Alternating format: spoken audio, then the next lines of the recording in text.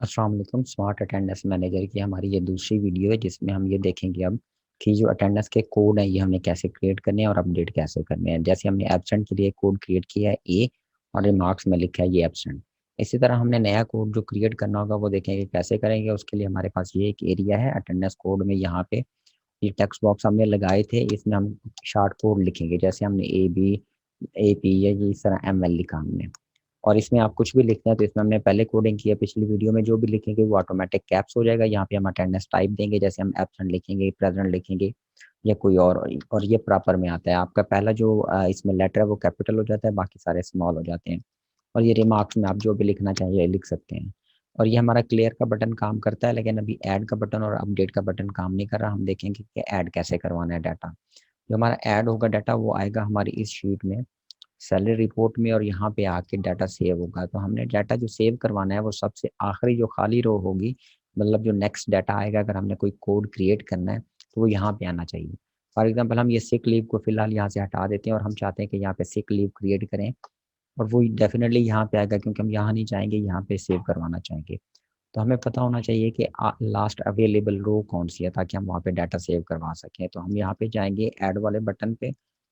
ये ये एक लेबल हमने लगाया था, लेबल 11 है, और यहाँ पे देखें लेबल 11 और क्लिक है कि जब हम लेबल 11 पे क्लिक करें तो क्या हो। सबसे पहले तो हमें ये फाइंड आउट करके दे लास्ट रो, कि लास्ट रो कौन सी है। इसका हमारे पास फार्मूला है, हमने लास्ट टाइम डिस्कस किया था, मैं वो यहाँ पे लिख देता हूँ। इसका फार्मूला है application dot worksheet function dot count है, क्योंकि हम एप्लीकेशन का मतलब एक्सेल का बिल्ट इन फंक्शन यूज़ कर रहे हैं। जब भी बिल्ट इन फंक्शन यूज़ करते हैं तो हमें साथ में ये लिखना पड़ता है एप्लीकेशन डॉट वर्कशीट फंक्शन।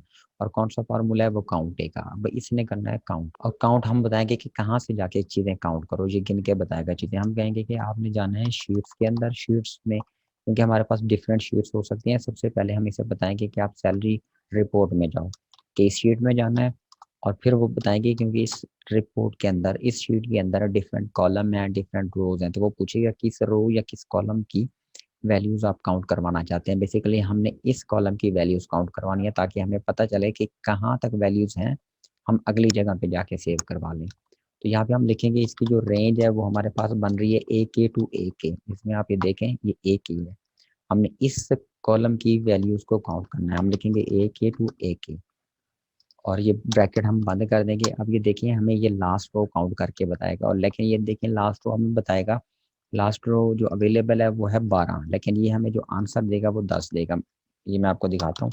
हम मैसेज बॉक्स में लिखेंगे यही लास्ट रो, हमारा ये जो वेरिएबल हमने डिफाइन किया है इसका जो आंसर आएगा हम कहते हैं उसको मैसेज बॉक्स में शो करवाओ। इसको आप अगर चलाएं, रन करें और ऐड पे क्लिक करें तो इसने देखिए आंसर दिया है 10, लेकिन हमने वैल्यू कहाँ पे सेव करवानी है, वैल्यू सेव करवानी है 12 में। तो इसने 10 क्यों दिया? एक तो इसने ये जो खाली वाला सेल था इसको छोड़ दिया, इसको काउंट नहीं किया। और यहाँ पे 10 वैल्यू हैं, ये देखें यहाँ पे 10 वैल्यूज हैं। तो हम एक ये खाली वाला ऐड कर लेंगे और हमने तो आंसर क्या आ जाएगा 11, लेकिन हमने 11 में सेव नहीं करवानी, हमें 12 में करवानी है। तो हमारा ये जो आंसर आएगा इसको अगर इसमें आप +2 कर दें तो आपके पास, अब ये देखिए लास्ट अवेलेबल रो आ जाएगी। आप इसको रन करें तो अब वो बताता है लास्ट अवेलेबल रो है 12। अब अगर आप अपनी शीट में भी जाके देखेंगे तो हम 12वीं रो में, ये देखें 12वीं रो में डाटा सेव करेंगे। अगर हम यहाँ पे कुछ लिख लेते हैं, फॉर एग्जाम्पल आप इसको लिख लेते हैं सिक लिखा हुआ है, फॉर एग्जाम्पल सिक लीव, तो हमें ये बताएगा कि अब जो लास्ट अवेलेबल रो है वो 13 है, आप यहाँ पे डाटा सेव करवाएं। एक दफ़ा दोबारा रन करें, इस पे ऐड करें तो वो हमें बता रहा है 13। तो हमें लास्ट रो यहाँ से फाइंड आउट होगी, हमें ये पता चल गया कि हमने इस रो में जाके अब डाटा सेव करवाना है। और डाटा सेव करवाने के लिए हम क्या करते हैं, यहाँ पे हम लिख देते हैं सेव डाटा। और इसके लिए हमें दो चीज़ें चाहिए। सबसे पहले चाहिए हमें डेस्टिनेशन, कि हमें डाटा कहाँ पे जाके सेव करवाना है, डेस्टिनेशन। और उसके बाद हमें चाहिए सोर्स, कि कहाँ डाटा सेव होना है और कहाँ से डाटा आना है। हमें ये पता है डाटा कहाँ से आना है और कहाँ जाना है। जो सेव होना है वो यहाँ पे जाके सेव होना है। तो हम लिखेंगे कि आपने डाटा सेव करना है शीट्स में जाके। शीट्स के अंदर हमारी एक शीट है सैलरी रिपोर्ट की, उसमें जाना है, ये वाली बेसिकली। इसको कॉपी कर लेता हूँ, यहाँ पे लिख लेता हूँ मैं, शीट्स के अंदर जाके सैलरी रिपोर्ट में जाना है। और उसकी जो रेंज है, रेंज जब हम लिखते हैं तो वो पूछता है कॉलम नंबर और रो नंबर। कॉलम हमारे पास कौन सा है, एक ही, तो हम बता सकते हैं कि एक एक कॉलम है। आप इसमें जाके डाटा सेव करें, साथ में वो पूछेगा हमें रो नंबर कौन सी है। तो हम यहाँ पे एंड लगा के रो नंबर देंगे। रो नंबर हमारे पास अवेलेबल होगी वो यहाँ से जो आएगी ये वाली रो नंबर है, तो वो हम यहाँ पे लिखेंगे। इसका मतलब है लास्ट रो का जो भी आंसर हो वो इसको रो नंबर कंसीडर कर ले। डाट वैल्यू के यहाँ पे डाल के आपने वैल्यू सेव करनी है। और वो आने कहाँ पे, अब ये देखिए हमारे पास ए के और लास्ट रो 13, वो ए के में आएगा और यहाँ से लास्ट रो का आंसर आएगा 12, यहाँ पे आके डाटा सेव करवाएगा। तो ये जो वैल्यू है यहाँ पे सेव होगी, ये कहाँ से आएगी आप जाके देखें, तो जो अटेंडेंस टाइप है बेसिकली वो यहाँ पे आ रही है। तो हम इसे बताएंगे जो हमारा टेक्स्ट बॉक्स 6 की वैल्यू है ये वहाँ पे जानी चाहिए। हम लिखेंगे mean dot text box 6 dot value, इसकी जो वैल्यू है इसको सेव करवा लें। अब अगर आप इसको रन करें, इसमें कोई भी वैल्यू आप लिखते हैं 6 में और इसको ऐड पे क्लिक करते हैं तो ये हमारा डाटा सेव कर देगा। यहाँ पे जाके देखें तो ये डाटा सेव हो गया। इसको मैं दोबारा रन करता हूँ, अब ये देखें डाटा उससे आगे जाके सेव होगा। यहाँ पे कुछ भी लिखें आप, ऐड करें, ये डाटा आ गया। तो इसका मतलब है हमने ये सही फंक्शन लिख लिया। अब हम बताएंगे यहाँ पे डाटा आ गया तो इसमें भी डाटा सेव करवाना है, इसमें भी डाटा सेव करवाना है। तो ये हम जाएंगे कि हमारे पास ये टेक्स्ट बॉक्स 6 का डाटा सेव हो गया, यहाँ पे 4 का करेंगे और ये 7 का करेंगे। मैं इसी की कॉपी कर लेता हूँ हमारे पास, ये टेक्स्ट बॉक्स 4 के लिए और 7 के लिए, कि टेक्स्ट बॉक्स 4 का डाटा सेव करवाना है और टेक्स्ट बॉक्स 7 का सेव करवाना है। 4 का कहाँ पे सेव होगा ये बताएंगे। 4 में हमारे पास आना है क्या चीज़, अटेंडेंस कोड। और अटेंडेंस कोड क्या है हमारे पास, वो आएगा AL में। रो नंबर तो सेम रहेगी ना इस रो में, यहाँ पे टाइप आ जाएगा, यहाँ पे कोड, तो सिर्फ हमने कॉलम चेंज कर देना है। यहाँ से जाके जहाँ पे AK था इसको AL कर लें, और यहाँ पे जो हमारे पास 7 का डाटा है वो डेफिनेटली यहाँ पे आना है AM में, तो इसको हम कर लेते हैं AM। अब हमारे पास ये डाटा सेव हो जाएगा। आप इसको देखें रन करके, यहाँ पे कुछ भी हम लिखें, अटेंडेंस कोड लिखा फॉर एग्जांपल सिक लीव, इसको हमने नाम दिया सिक, और इसमें आप कमेंट में कुछ भी लिख दें, ऐड करेंगे तो ये डाटा देखिएगा आप यहाँ पे नीचे ऐड हो जाएगा। ये डाटा ये ऐड हो गया। तो इसका मतलब है ये हमारा जो अटेंडेंस अपडेट करने वाला कोड है ये सही होगा। जब अटेंडेंस सेव हो जाए तो उसके बाद हम चाहेंगे कि ये क्लियर भी हो जाए। लाइक आप यहाँ पे कुछ भी लिखें, ये सेव हो गया डाटा लेकिन ये क्लियर नहीं हुआ। सेव करने के बाद उसे चाहिए इसको क्लियर भी कर दे। तो हम यहाँ पे आएंगे, इसके बाद ये जो 3 बॉक्स है हमारे पास, मेन डॉट टेक्स्ट बॉक्स हमारे पास 6 है, इसकी वैल्यू हमने ब्लैंक कर देनी है। इसी तरह इसको कॉपी कर लेते हैं, 4 की भी ब्लैंक कर लेते हैं और 7 की भी ब्लैंक कर लेते हैं। यहाँ पे 4 आ गया हमारे पास और ये हमारे पास 7 आ गया। अब अगर रन करें आप इसमें कुछ भी लिखेंगे, ये सेव करने के बाद इसको क्लियर कर देगा। ये देखें क्लियर हो गया। एक चीज़ और हम करना चाहते हैं कि अगर ये देखें हम इसको रन करते हैं और ये टेक्स्ट बॉक्स ब्लैंक है तो भी हमारा कोड रन हो जाता है। हम चाहते हैं कि ऐसा ना हो, अगर ये ब्लैंक हो तो एरर मैसेज आना चाहिए। हम अपडेट पे जाके ऊपर एक वैलिडेशन लगा देते हैं इसमें कि अगर इनमें से हमारा मी डॉट टेक्स्ट बॉक्स जो 4 है उसकी वैल्यू अगर ब्लैंक हो, या मी डॉट टेक्स्ट बॉक्स 6 की वैल्यू ये ब्लैंक हो, या हमारे पास जो 7 है इसकी वैल्यू अगर ब्लैंक हो, 7 को चलो हम छोड़ देते हैं, जो कमेंट है वो ऑप्शनल है, इनकी अगर वैल्यू ब्लैंक हो तो क्या हो। और यहाँ पे हम लगाएंगे इफ कंडीशन के साथ, एंड इफ करेंगे और इसमें लिखेंगे एक मैसेज बॉक्स। अगर ये खाली हो तो हम मैसेज बॉक्स क्या शो करवाना चाहते हैं, प्लीज़ एंटर डिटेल्स, जो भी मैसेज देना चाहें, और इसको हम कर देंगे VB इंफॉर्मेशन, ताकि हमारा मैसेज बॉक्स अच्छा लगे। ये करने के बाद हम क्या करेंगे, हम एग्जिट सब कर देंगे ताकि इसके आगे का कोई कोड रन नहीं हो। अब ये देखें अगर आप यहाँ पे कुछ भी नहीं लिखते तो वो हमें कहता है प्लीज़ एंटर डिटेल। अगर हम यहाँ पे लिखते हैं फिर भी वो कहेगा एंटर डिटेल, यहाँ पे कुछ लिखते हैं तो फिर हमारा कोड रन हो जाएगा। इसी तरह अब हम चाहते हैं अपडेट पे जब क्लिक करें तो भी हमारा क्या हो, ये वाला जो वैल्यू है अपडेट हो के आ जानी चाहिए। हम इनको अपडेट करना चाहते हैं तो वो कैसे करेंगे वो देखें। अपडेट करने पे सबसे पहले तो हम चेक करवाएंगे कि उसी तरह ये जो 2 टेक्स्ट बॉक्स हैं ये खाली हों, तो हम एरर मैसेज दें उसको। ये वाले मैंने यहाँ पे लिख दिए कि अगर टेक्स्ट को अपडेट करने के लिए भी तो इसमें कोई वैल्यू होनी चाहिए ना। देखें अगर ये ब्लैंक हो तो अपडेट वाला बटन काम ना करे, तो हमने ये एरर लगा दिया प्लीज़ एंटर डिटेल, या इसको हम लिख लेते हैं प्लीज़ सेलेक्ट रिकॉर्ड यहाँ पे मैसेज, ताकि हम उसे बता सकें कि अभी कोई रिकॉर्ड सेलेक्ट नहीं हुआ।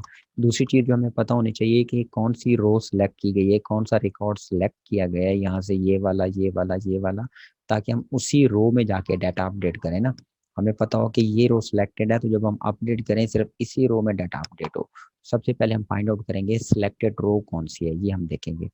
सिलेक्टेड रो के लिए हम यहाँ पे एक फार्मूला लिखेंगे कि कौन सी रो सिलेक्ट की गई। एक वेरिएबल लिया है, आप कोई भी नाम ले सकते हैं, मैंने वेरिएबल इसलिए ये लिया ताकि इसके कुछ सेंस बने। इक्वल लगाएंगे और हम लिखेंगे मी डॉट लिस्ट बॉक्स है ना जो हमारे पास, ये देखें इसमें से सिलेक्ट करेंगे ये जो लिस्ट बॉक्स है, ये कौन सा लिस्ट बॉक्स 3, इसमें वैल्यू सिलेक्ट करेंगे। इस पे जब क्लिक करेंगे तो हमें पता चलेगा ये वैल्यू सिलेक्टेड है। तो हम यहाँ पे लिखेंगे मी डॉट लिस्ट बॉक्स जो 3 है उसकी जो लिस्ट इंडेक्स है वो कितना है। अब अगर आप किसी को सिलेक्ट करेंगे, अब मैं मैसेज बॉक्स में इसको शो करता हूँ। मैसेज बॉक्स फॉर एग्जाम्पल ये लेते हैं और मैसेज बॉक्स में मैं सिलेक्टेड रो शो करता हूँ। मैं कहता हूँ कि आप ये शो करो। अब करके देखिए हम, यहाँ पे मैं लिखता हूँ जी, एक नाम लिख लिया वेडिंग और यहाँ पे लिख दिया WL। और अब देखते हैं कि वो कौन सी रो बताता है। कहता है 11वीं रो सिलेक्टेड है। हमने कौन सा, ये सेकंड लास्ट वाला सिलेक्ट किया हुआ यहाँ से, और वो बता रहा है ये 11वीं रो है।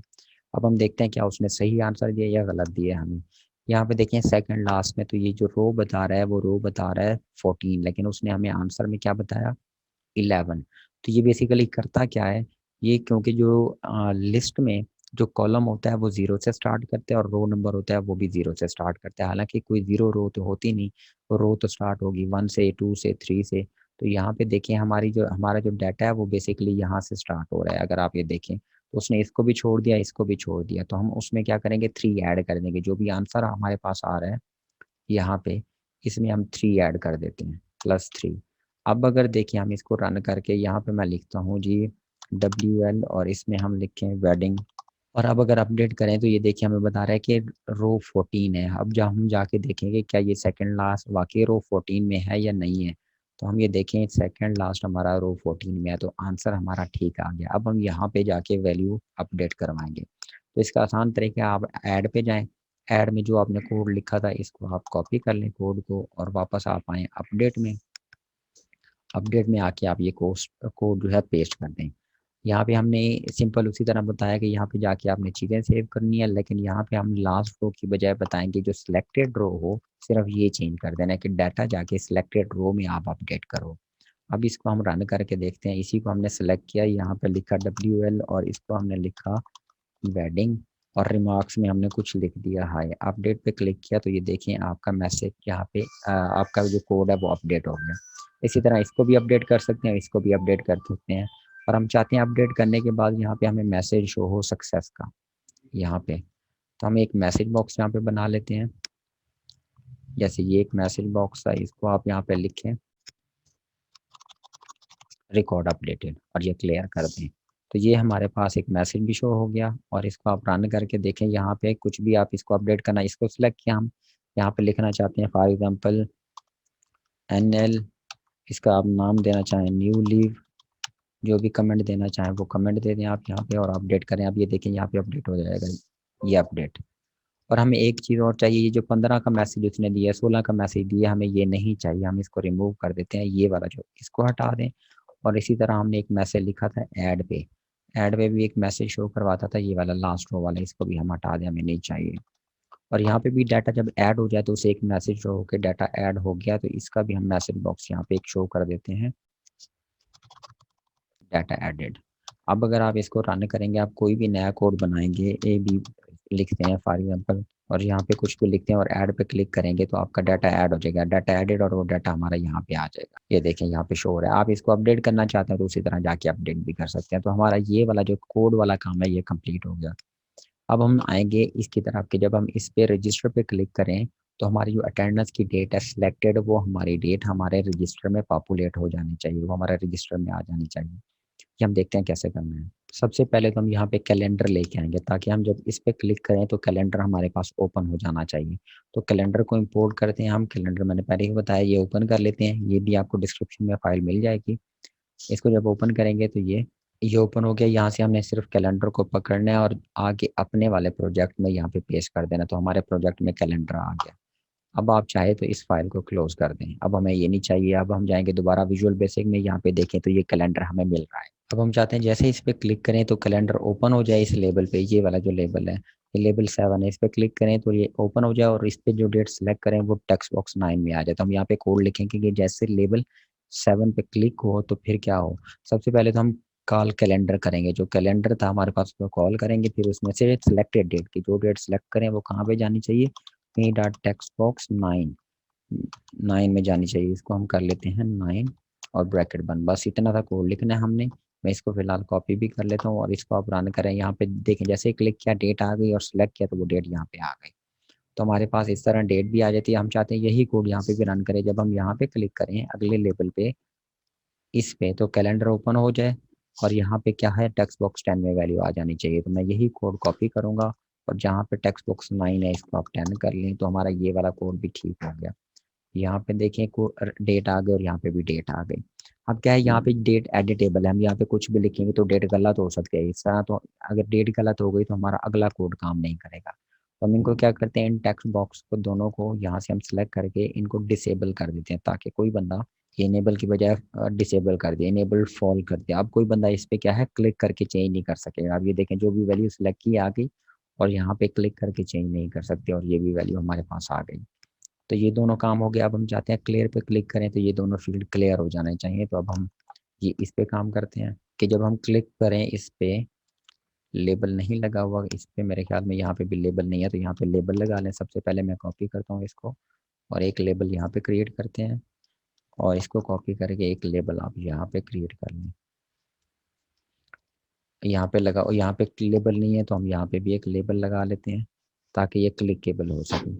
अब हम चाहते हैं जैसे हम इस पे क्लिक करें लेबल 12 पे तो ये वाले टेक्स्ट बॉक्स 9 एंड 10 क्लियर हो जाने चाहिए। तो हम यहाँ पे जाके लिखेंगे सिंपल मी डॉट टेक्स्ट बॉक्स जो 10 है उसकी वैल्यू आपने कर देनी है ब्लैंक और इसी तरह जो टेक्स्ट बॉक्स 9 है इसकी भी वैल्यू आपने कर देनी है ब्लैंक। बस इतना कोड है, इसको आप रन करें और बल्कि इस टेक्स्ट बॉक्स की भी खाली करवाएंगे हम। यहाँ से हमने कोई चीज़ सेलेक्ट की और क्लियर किया तो ये खाली हो गया और यहाँ पे कुछ है तो वो खाली नहीं होता। तो इस तरह इस टेक्स्ट बॉक्स को भी देख लेते हैं ये कौन सा है। ये है टेक्स्ट बॉक्स 8। हम चाहते हैं टेक्स्ट बॉक्स 8 की वैल्यू भी क्लियर हो जाए। इसके हम ये 8, अब इसको आप चलाएंगे इन तीनों टेक्स्ट बॉक्स में कुछ भी लिखेंगे तो वो वैल्यू क्लियर हो जाएगी। देखिए यहाँ पे भी लिखें और क्लियर करें तो ये डाटा क्लियर हो गया। अब हम चाहते हैं कि जहाँ पे जब हम क्लिक करें चेक डेट पे तो हमें पता चलना चाहिए। ये देखें शीट के अंदर मैंने ये इस शीट में 2 कॉलम बनाए हैं, ये वाले स्टार्ट डेट और एंड डेट। मैं चाहता हूँ जब हम इस पे क्लिक करें तो यहाँ पे ये डेट शो हो जाए कि हमारे रजिस्टर में ऑलरेडी कहाँ तक डेट है। तो हम यहाँ पे जब क्लिक करेंगे तो वो इसमें क्या करेगा फिल कर देगा वैल्यू। तो इस पे क्लिक करने पे हम क्या करेंगे कि जब लेवल 14 पे क्लिक हो जाए तो आपने क्या करना मी डॉट टेक्स्ट बॉक्स जो 8 है, टेक्स्ट बॉक्स 8 की जो वैल्यू है उसमें क्या लिखना है ये अब हम बताएंगे। उसमें हमने लिखना है, इसको हम डबल कोटेशन में लिखेंगे, यहाँ पे मैंने लिखा attendance register is updated from from ये लिख के उसके बाद मैं एंड लगाऊंगा और यहाँ पे बताऊंगा ये वाली जो वैल्यू है ये कहाँ पे है, बेसिकली B1 में। आपने जाना है शीट्स के अंदर, उसके अंदर एक शीट है EMPDP और उसकी रेंज में जाना है। आपने रेंज बता देंगे हम इसको, रेंज कौन सी है हमारे पास B1 डॉट वैल्यू कि उसकी वैल्यू उसके साथ मिला लो, ऐड कर लेने। अब इसको आप रन करें, देखें जैसे इस पर क्लिक करेंगे तो उसने लिखा attendance register is updated from और साथ में ये वैल्यू ले ली, उसने ऐड कर दिया। अब हमने क्या करना है फ्राम इससे लेकर 2 करेंगे और आगे यहाँ तक ये एंड डेट भी लिखेंगे। तो इसमें साथ में हमने एक चीज़ और ऐड करनी है, इसको मैं अंडरस्कोर करके एंटर करता हूँ ताकि कोड हमारा इस लाइन में आ जाए। कोड क्योंकि लंबा हो गया तो इस लाइन में लिखेंगे, साथ में अब हम एंड लगाएंगे, एंड लगा के बताएंगे कि और कौन सी वैल्यू लेनी है। हम साथ में इसके करेंगे डबल कोटेशन में 2, एक स्पेस दे देता हूँ, फिर एंड लगाएंगे इसके साथ ऐड कर लो।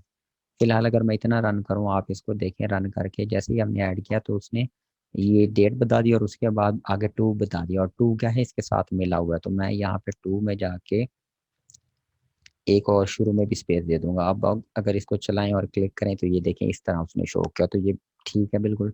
अब हम एंड पे डेट ऐड करवाएंगे, अगली डेट भी इसी तरह हम ये वाली इस वैल्यू को कॉपी करेंगे और यहाँ पे आएंगे, हम एंड का सिंबल लगाएंगे कि इसमें वैल्यू ऐड करो। अब B1 की नहीं, अब D1 की वैल्यू ऐड करनी है। तो यहाँ पे आप कर लें D1 और ओके करें, आप रन करें, देखें तो ये इसने बता दिया कि कहाँ से कहाँ तक का रजिस्टर है। अब ये एक चीज़ और ये देखें, हम यहाँ पे आते हैं तो ये जो वैल्यू है ये पूरी शो नहीं हो रही। आप इसको दोबारा देखें, ये देखें ये अगली जो वैल्यू है वो पूरी शो नहीं हो रही, तो क्योंकि ये मल्टी लाइन नहीं है। हम जाके इसकी भी सेटिंग करते हैं, ये कैसे करना है बेसिकली। इस पे क्लिक करें और यहाँ पे आके यहाँ से आप मल्टी लाइन इसका सिलेक्ट कर लें। मल्टी लाइन फॉल्स है, इसको ट्रू कर लें और इसको आपने सेंटर अलाइन करना है तो यहाँ से आप आके इसको सेंटर अलाइन कर लें और इसका टेक्स्ट का कलर है वो ब्लैक करना है तो वही ब्लैक कर लें। और फॉन्ट साइज अगर इंक्रीज़ करना है तो फॉन्ट साइज भी इंक्रीज़ कर सकते हैं इसका।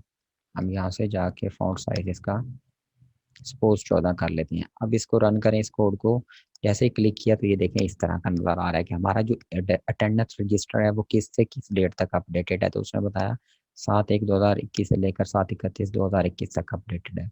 अब हम चाहते हैं कि हम ये अगर डेट चेंज करें तो यहाँ पे भी चेंज हो जाना चाहिए और हमारे रजिस्टर में भी चेंज हो जानी चाहिए। अब अगर आप ये देखेंगे तो हमारा जो रजिस्टर होगा ना वो इस डेट के हिसाब से अपडेटेड होगा। जो डेट यहाँ पे होगी ये और ये, यहाँ पे आगे आपको वही डेट्स मिलेंगी। ये यहाँ से आगे डेट स्टार्ट होंगी, वो मैं आपको बताऊंगा वो डेट्स कैसे लेके आनी है। अब उसकी तरफ आते हैं कि जैसे हम अपडेट पे क्लिक करें तो ये और ये वाली जो डेट है यहाँ से वो स्टार्ट करे और यहाँ से एंड तक ये डेट आए और इस इन डेट को यहाँ पे अपडेट कर ले। मतलब यहाँ पे जो पहली डेट आएगी वो आएगी 7/1/2021, यहाँ पे आ जाएगी हमारे पास 7/2/2021। इस तरह ये सारी डेट्स अपडेट कर दे और 31/7/31 तक ये डाटा अपडेट होना चाहिए। इसको हम देखेंगे तो हम जाएंगे इस पे अपडेट रजिस्टर पे और यहाँ पे हम दो वेरिएबल डिफाइन करेंगे। ये मैं बताऊंगा क्यों। मैं यहाँ पे लेता हूँ date1, इसको हम लिखेंगे dim date1 as date और इसी तरह इसको कॉपी करते हैं date2 as date। दो वेरिएबल लिए डेट के नाम के। अब हम क्या करेंगे, सबसे पहले तो डाटा सेव करवाएंगे। देखें जब हम इसको रन करते हैं इसको तो यहाँ पे जो वैल्यू हो आए स्टार्ट डेट की और एंड डेट की, इसको जाके यहाँ पे सेव हो जाना चाहिए। स्टार्ट डेट यहाँ पे आए और एंड डेट यहाँ पे आए। तो सबसे पहला काम तो हम करवाएंगे वैल्यू सेव करवाने का। वैल्यू सेव करवाने के लिए हमें पता है हम सोर्स और डेस्टिनेशन हमें देनी पड़ती है, तो हम वो जाके यहाँ पे बताएंगे इसको। हम कहेंगे इसको शीट्स में जाना है आपने, EMPDB में जाना है और इसकी रेंज बताएंगे। रेंज हमारे पास है B1 डॉट वैल्यू। इसकी वैल्यू कहाँ से आनी चाहिए, ये आनी चाहिए ये जो टेक्स्ट बॉक्स है हमारा, इसको देखें तो ये टेक्स्ट बॉक्स कौन सा है 9 है, ये टेक्स्ट बॉक्स कौन सा है 10 है। तो हम कहेंगे कि इसकी वैल्यू आपने सेव करनी है me dot text box 9 dot value. उसकी जो वैल्यू वो जाके वहाँ पे सेव करवानी है। और इसी तरह हम बताएंगे कि जो D1 है D1 में आपने टेक्स्ट बॉक्स 10 की वैल्यू सेव करवानी है। अब अगर हम इसको रन करें, देखिए यहाँ पे हम जो भी डेट देंगे, फॉर एग्जांपल हम ये देते हैं ये जुलाई 8 से लेकर जुलाई 23 तक और इस पे अपडेट पे क्लिक करें तो यहाँ पे जाके देखेंगे तो आपका डाटा अपडेट हो गया। अब अगर आप ये डेट चेंज करें 17 जुलाई से लेकर आप ये 30 जुलाई तक अपडेट करेंगे तो यहाँ पे डाटा आपका अपडेट हो जाएगा। देखें जो भी डेट हम यहाँ से सिलेक्ट करते हैं वो यहाँ पे जाके सेव हो जाती है। तो ये हमने पहला काम किया। अब दूसरा काम हम क्या करेंगे, ये देखेंगे कि इसमें डिफरेंस कितना है डेट के अंदर। इस पे क्लिक करता हूँ, इसमें हमने डिफरेंस को देखना है। डिफरेंस से पहले हम बताएंगे हमने ये जो दो वेरिएबल बनाया है इसकी वैल्यू कहाँ कहाँ से आएगी। तो हम कहेंगे जो date1 है उसकी जो वैल्यू है किस चीज़ के बराबर है ये हम बताएंगे, या date1 इक्वल लिख दें आप। date1 इक्वल है तो हम कहेंगे ये वाली जो वैल्यू है बेसिकली B1 के अंदर जो वैल्यू आएगी वो date1 है और D1 के अंदर जो वैल्यू आएगी वो हमारे पास वैल्यू date2 है। इसको कॉपी कर लेते हैं। पहले हमने दो वेरिएबल डिफाइन किए और फिर उन वेरिएबल में कोई वैल्यू असाइन की और वो वैल्यू कहाँ से आएगी हमने बताया B1 की जो वैल्यू उसको date1 आपने कंसीडर करना है और D1 की वैल्यू का आपने date2 कंसीडर करना है। तो यहाँ पे हम देखेंगे डिफरेंस के date1 और date2 में कितना डिफरेंस है, कितने दिन का गैप है, ताकि हम उतने दिन की अटेंडेंस पॉपुलेट कर सकें। तो यहाँ पे मैं फॉर एग्जांपल लिखता हूँ आंसर क्या आ रहा है, इसका फार्मूला है डिफरेंस निकालने के लिए डेट डिफ। अब आपने बताना है कि आपने जो डिफरेंस लेना है वो मंथ्स का लेना है, कि मतलब 2 डेट्स के दरमियान कितने मंथ्स आ रहे हैं या कितने ईयर आ रहे हैं या कितने दिन आ रहे हैं। अगर आपने मंथ्स का लेना हो तो एम लिखेंगे, अगर आपने ईयर का लिखना हो तो वाई, अगर आपने दिनों का लेना हो तो आप डी लिखेंगे। तो ये हमें 2 डेट्स के दरमियान डिफरेंस बताएगा कितने दिनों का डिफरेंस है। अब हम बताएंगे वो 2 डेट्स कौन सी हैं। कॉमा लगा के हम लिखेंगे डेट 1 जो हमारे पास है, और कॉमा फिर लगाएंगे और डेट 2 लिखेंगे। अब अगर आपने देखना है कि कितने दिनों का डिफरेंस है तो हम मैसेज बॉक्स में इसको शो कर सकते हैं। मैसेज बॉक्स में हम लिखेंगे आंसर के, मैसेज बॉक्स के अंदर ये जो आंसर वेरिएबल हमने डिफाइन किया था इसकी जो भी वैल्यू हो उसको मैसेज बॉक्स में शो करवाओ। आप इसको अपडेट करें, यहाँ से आप कोई भी यहाँ पे वैल्यू ले लेंगे, ये और ये।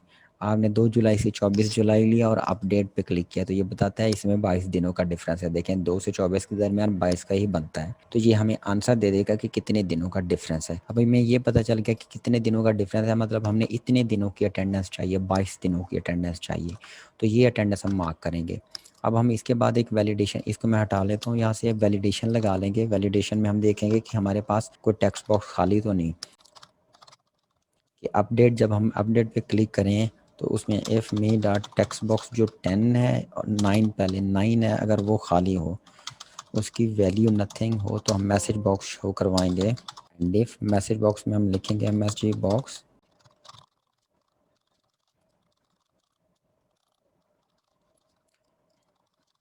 तो यहाँ पे हम लिखा गया अगर टेक्स्ट बॉक्स 9 खाली हो तो हम उसे मैसेज शो करवाएंगे प्लीज़ सेलेक्ट स्टार्ट डेट, और इसी तरह अगर 10 खाली होगा तो हम उसे मैसेज शो करवाएंगे please select end date. Start के बजाय इसको एंड कर लें। अब अगर आप इसको रन करें तो ये देखें, सबसे पहले वो बताएगा स्टार्ट डेट सेलेक्ट करो। हमने अगर स्टार्ट डेट ले ली 9, फिर वो बताएगा कि एंड डेट सेलेक्ट करो। सॉरी, ये हमारा हमने देखना है कि टेक्स्ट बॉक्स है कौन सा है, 10, और हमने यहाँ पे 10 नहीं किया, इसको 9 ही रहने दिया है।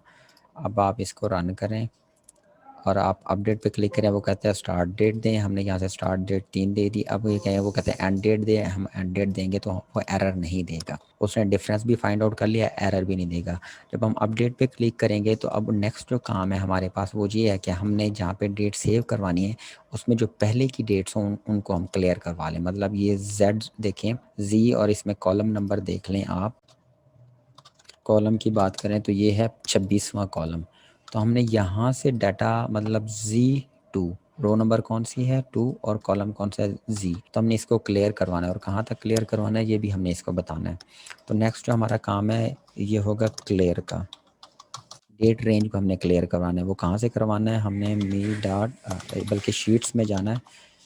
शीट्स के अंदर हमारी शीट है EMPDB के नाम से, और इसकी रेंज बतानी है कौन सी रेंज है। रेंज हमारी स्टार्ट होगी Z2 से, Z2 2। ये अब हम बताएंगे कहाँ तक जाना है। तो आप आगे की कोई काफ़ी आगे का कोई सेल ले लें। फॉर एग्जांपल मैं कंट्रोल शिफ्ट एंड ये, तो फॉर एग्जांपल आप ये ले लें XFD, आप इसको ले लें टू XFD2। यहाँ तक जितनी भी वैल्यू हो उसको डॉट वैल्यू इसको ब्लैंक कर देना है। अब अगर आप इसको रन करेंगे, देखें यहाँ पे जो भी वैल्यू होगी, अभी हमारी शीट में अगर आप ये देखें तो यहाँ पे वैल्यू है हमारे पास। यहाँ पे ये देखें जी, ये जो T2 है इसमें भी वैल्यू है, AA2 इसमें भी वैल्यू है। अगर हम कोड रन करेंगे तो ये इसको रिमूव कर देगा। आप इसमें कोई डेट सेलेक्ट करें, इसमें भी डेट सेलेक्ट करें और अपडेट पे क्लिक करें, यहाँ पे देखें वो डेट हट गई। हम इस पर दोबारा कुछ लिखते हैं, कोई भी चीज़ लिखते हैं, 1 2 3 4 जो भी लिखते हैं, ये लिख दिया आपने। आप इस पे जब भी कोड आप दोबारा रन करेंगे, ये देखें इसको मैं नीचे करके रन करता हूँ। हमने ये सिलेक्ट किया, ये सिलेक्ट किया, अपडेट पे किया, तो उसने सबसे पहले तो ये क्लियर कर दिया। तो इस रो में जितनी भी डेट्स होंगी, जो भी डाटा होगा वो सारा उड़ा देगा अगला काम। अब हमने क्या करना है, वो जो डाटा है यहाँ पे पॉपुलेट करना है, जितनी भी डेट्स हैं वो यहाँ पे पॉपुलेट करनी है। और इसका कॉलम नंबर देखें तो ये 26 है, ये भी हमारे काम आएगा। तो यहाँ पे हमने लिखा अपडेट डेट रेंज। सबसे पहले हम लूप लगाएंगे, क्योंकि हमने एक से ज़्यादा बार एक काम करवाना है, डेट सेव करवानी है, तो हम लूप लगाएंगे फॉर, और हम लिख लेते हैं डेट लिस्ट, क्योंकि हमने डेट की लिस्ट बनानी है। और वो लिस्ट कहाँ से बनानी है, 1 से लेकर आंसर तक, कि आंसर की जो भी वैल्यू हो, आंसर में आपको पता है कि वो बताएगा कि कितनी डेट्स का डिफरेंस है। तो हम 1 से लेकर आंसर तक क्या करना है, हमने लूप चलाना है। और साथ में हम क्या करेंगे, यहाँ पे नेक्स्ट डेट लिस्ट कर लेंगे। ये हमने लूप बना लिया। अब हम लूप में देंगे वैल्यू कि वो लूप कैसे चलना है। हम बताएंगे सबसे पहले तो उसको डेस्टिनेशन बताइए हमने, आपने शीट में जाना है, EMPDB में जाना है और आगे सेल लिखा। सेल के बाद वो हमें पूछता है row number and column number. तो देखें जो डेट है वो तो हमेशा रो नंबर 2 में ही रहेगी, इसी लाइन में ही रहेगी। तो हम यहाँ पे लिखेंगे रो नंबर 2 और कॉलम नंबर हमने उसे बताना है। कॉलम नंबर हम कहेंगे कि डेट लिस्ट, क्योंकि कॉलम नंबर हमने बेसिकली 26 में आके सेव करवाना है। यहाँ पे हम लिखते हैं कॉलम नंबर डेट लिस्ट, इसको डायनामिक बनाने के लिए। तो डेट लिस्ट जब पहली दफ़ा लूप चलेगा तो डेट लिस्ट की वैल्यू क्या होगी, 1 होगी। तो ये रो नंबर 2 में जाएगा और कॉलम 1 में जाके पहली डेट लिख देगा। तो हमें ऐसा नहीं चाहिए, हमें चाहिए रो 2 और कॉलम नंबर 26। तो इसका मतलब है हम इसमें +25 कर लें तो ये जो हमारे पास बन रहा है कॉलम नंबर, ये 26 बन जाएगा। और इसको हम ब्रैकेट में बंद कर देंगे इसकी वैल्यू, कि इसमें जाके आपने वैल्यू सेव करवानी है। अब वो कहाँ से सेव करवानी है ये हमने बतानी है। बेसिकली हमने डेट सेव करवानी है। तो वो डेट कहाँ से स्टार्ट होगी, हमारे पास डेट 1 है, वो वहाँ से स्टार्ट करके हमने एक एक आगे ऐड करते जाना है। तो डेट 1 हम प्लस करेंगे साथ में डेट लिस्ट, क्योंकि डेट लिस्ट की पहली बार जो वैल्यू होगी वो 1 होगी, उसके बाद दूसरी बार 2 हो जाएगी और तीसरी बार 3 हो जाएगी। तो इस तरह हमने डेट लिस्ट लिखा। तो ये क्या करेगा, डेट 1 की जो भी वैल्यू आएगी, मतलब ये जो स्टार्टिंग डेट होगी, आप इसको देखें, इसको पकड़ेगा और इसमें 1 ऐड कर देगा और उसको पॉपुलेट कर देगा। फिर जो भी आंसर आएगा उसमें 2 ऐड कर देगा, फिर 3 ऐड कर देगा। तो इस तरह हमारे पास नई जो है डेट्स वो आती जाएंगी। इसके बाद हमने क्या करना है, मैसेज शो कर देना है MSG box date range field. ठीक है कि डेट रेंज हो गई। अब हम इसको रन करके देखते हैं क्या वाकई ये सही चल रहा है कि नहीं। मैं इसको यहाँ पे नीचे करता हूँ और इसको आगे लेके आते हैं। हम इसको सबसे पहले हम यहाँ पे तो हम कोई डेट सेलेक्ट करते हैं। फॉर एग्जांपल हम सेलेक्ट करते हैं जी जुलाई की 16 से लेकर जुलाई की 22 तक और अपडेट पे क्लिक करते हैं। यहाँ पे हमने क्या गलती की जी, मैसेज बॉक्स को एंड पे लिखना है हमने। इसको अब हम रन करके देखते हैं। ये जो हमारे पास मैसेज बॉक्स है इसको नेक्स्ट के बाद लिखना है, वरना वो हर बार मैसेज बॉक्स भी शो करवाता जाएगा। अब हम इसको अगर चला के देखें, कोई भी 2 डेट्स हम सेलेक्ट करते हैं यहाँ से, 1 से लेकर हम 10 तक रन करेंगे तो ये देखें 1 से लेकर 10 तक अपडेट कर देगा। यहाँ पे अगर आप ये देखें तो लास्ट जो डेट आ रही है वो 10 तक है। तो इस तरह हम ये जो डेट फिल का कॉलम है, आप जितनी मर्ज़ी लंबी डेट इसमें ऐड करना चाहें आप इसको ऐड कर सकते हैं। रन करें आप अगर फर्स्ट से लेकर 31 तक करना चाहते हैं, ये पूरे साल का रिकॉर्ड अपडेट करना चाहते हैं तो वो अपडेट हो जाएगा। ये देखें क्लिक करेंगे तो ये 31 तक चला जाएगा हमारे पास रिकॉर्ड। ये जो आखिरी वैल्यू है अब ये 31 है। ये देखें, ये क्योंकि कॉलम की विड्थ छोटी है इसलिए वो हाइड हो गया। तो इस तरह हमने डेट का और कोड का ये काम कर लिया। अब हम देखेंगे कि अटेंडेंस मार्क कैसे करनी है बेसिकली।